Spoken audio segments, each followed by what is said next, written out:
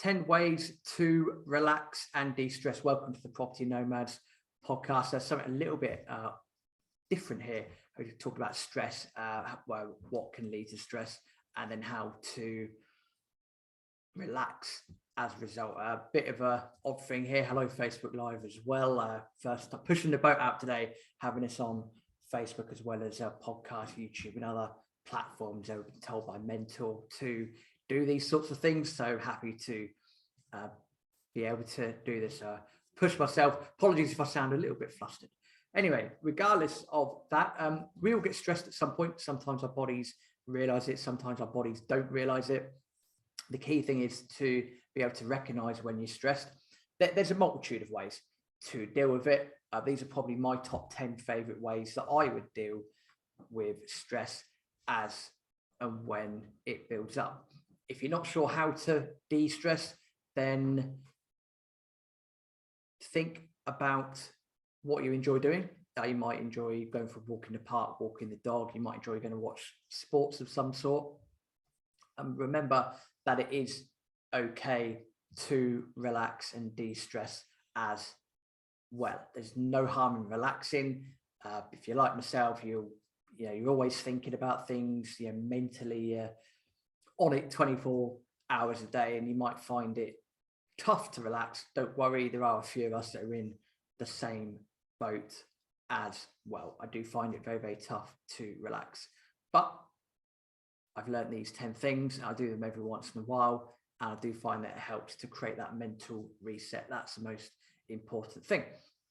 As usual, these are in no particular order. What I would say is the main caveat of this is to make sure that you try and be in the moment with all of this. Number one, you can take a long walk. Go get into nature, take a walk.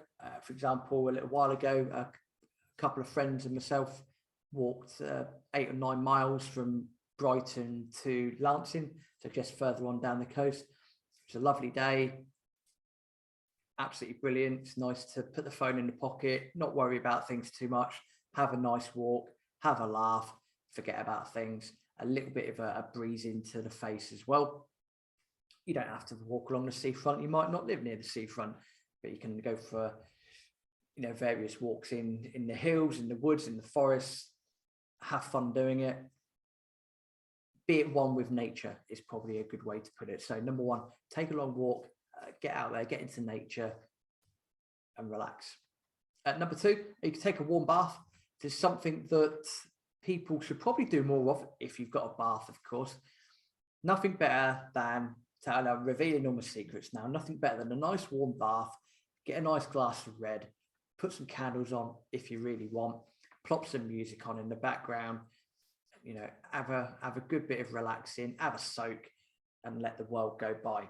All I would say on that is if you are looking to relax and do that, I wouldn't advise listening to heavy metal. It's not quite relaxing. For me, bit of Hans Zimmer, pop that on. Hans Zimmer live in Prague, absolutely fantastic. The first hour of that album is absolutely divine. Or you might just like generic classic music or whatever, or something different that helps you to relax as well.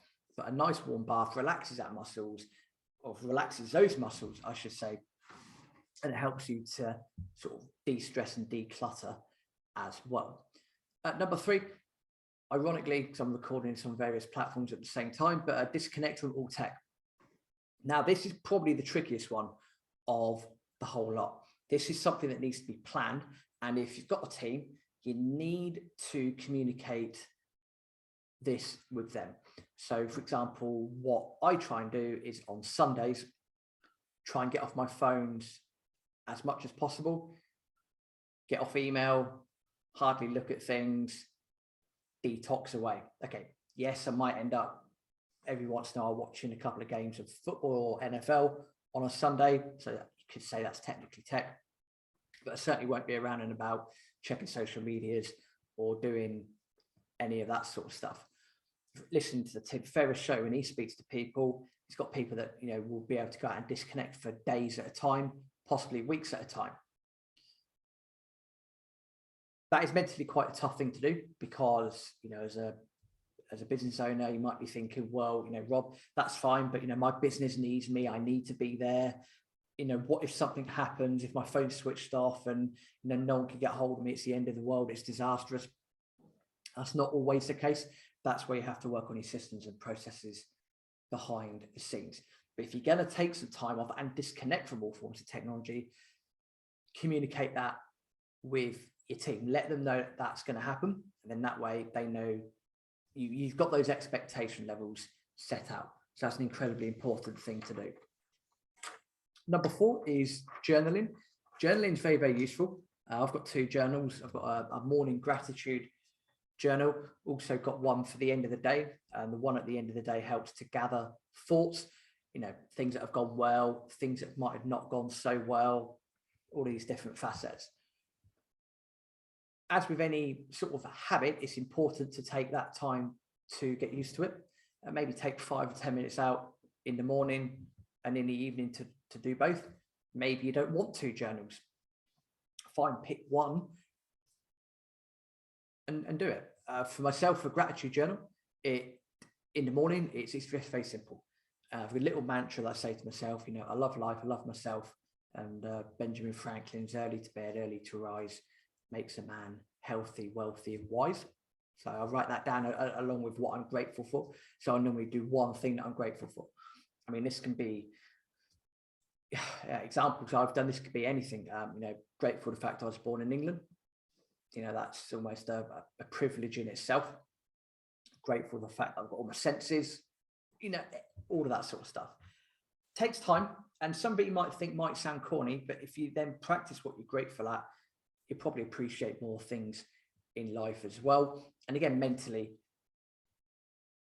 writing, some people find quite relaxing, so it's worth looking at doing. If you don't like the idea of a gratitude journal, fine, but maybe take some time to do an evening diary. How's your day gone? Good things, bad things, areas that you can improve on, all of that sort of stuff. It does help. Number 5, do something creative. Maybe you like music. Maybe you are a video editor. Maybe you like to cook.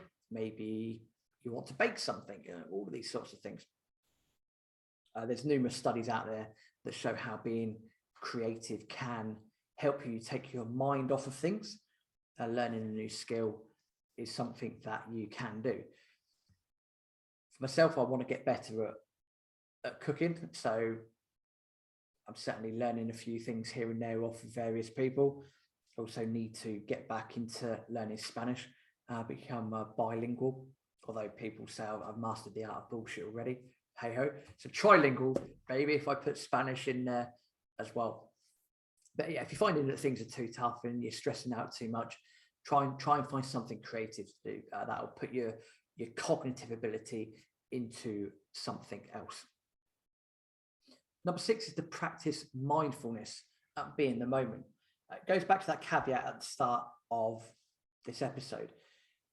It's important to have that mindfulness and be in the moment. If you're not in the moment, you don't always appreciate what's going on, what things are happening. Focus on whatever comes into your mind. Maybe you want to close your eyes for 5 minutes. Focus on whatever comes into your mind, no matter what it is. It could be thinking about your favorite sports team. It could be thinking about a water buffalo. I don't know. Whatever you want to think about. No matter how mundane you think it might be, just take some time to, relax yourself from there. Focus on the first thing that comes into your mind. It's quite a useful thing to do, and it helps you to have a very quick mental reset. It's also something that Brendan Burchard mentions in High Performance Habits as well, something very similar to what he mentions. Talking of closing your eyes, that's number 7. Actually take a bit of an elongated time to close your eyes, maybe 5 minutes or so. This will help to block out external pressures. So you're having a tough day, things aren't going quite right. Right, what can you do? Maybe remove yourself from the situation, take 5 minutes, close your eyes, then utilize it with number 6, which is to focus on whatever comes in your mind and focus on that mindfulness.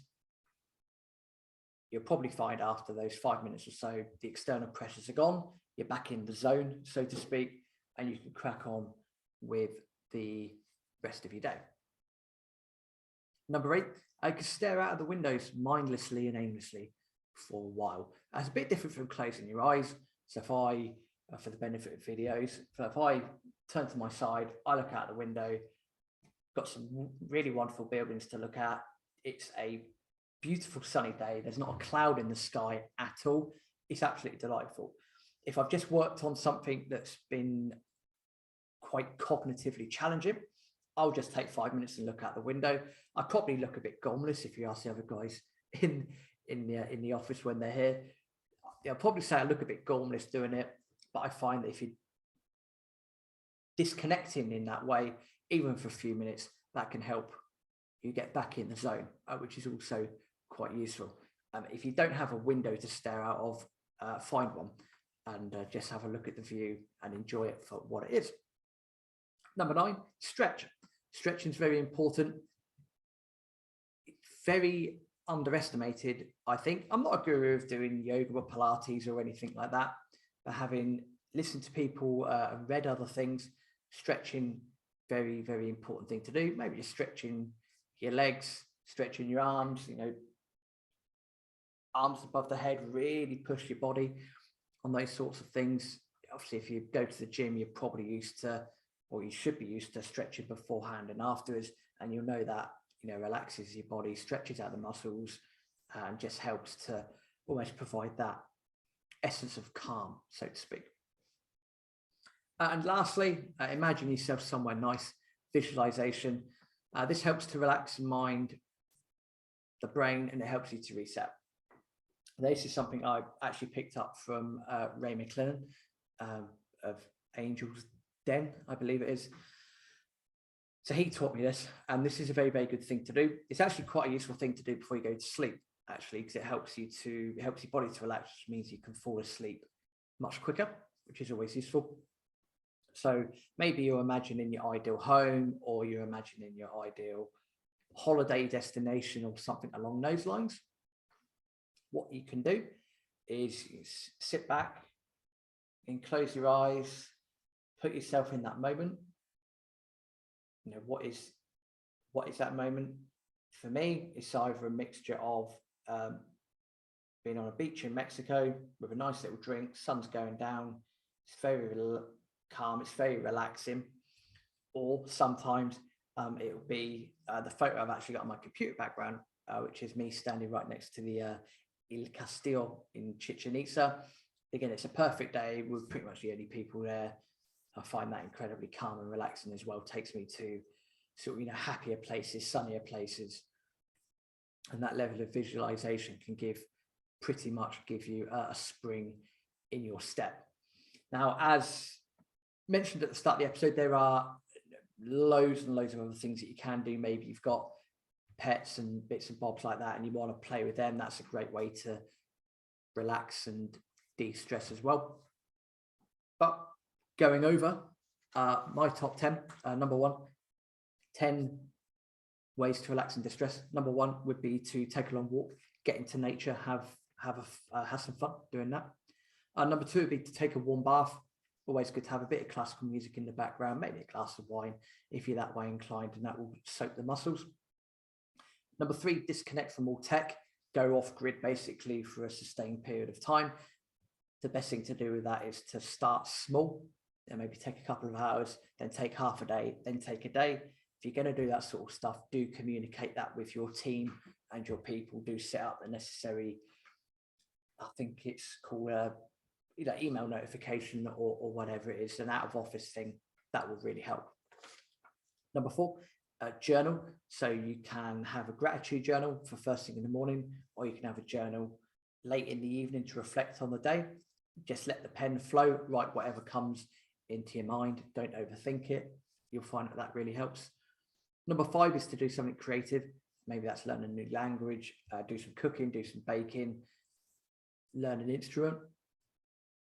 Practice mindfulness, be in the moment, take time to focus on the first thing that comes into your mind, no matter how strange or daft you think that might be. Number 7, take a break by closing your eyes for 5 minutes. Close your eyes, shut off the world. That will relieve the external pressures. Number 8, stare out of the windows mindlessly and aimlessly. If you haven't got a window, find one, have a look at something nice. And again, just take 5 minutes to stare into the abyss, basically. Number 9 is to stretch. Stretching first thing in the morning and before you go to bed is a very, very useful thing to do. Or if you're halfway through the day and you find that things are getting on top of yourself, relieve that pressure by doing some simple stretches. And then finally, number 10, imagine yourself somewhere nice, use some visualization. This will help to relax the mind, body, soul, give you a bit of a reset as well. So there are 10 ways to relax and de-stress.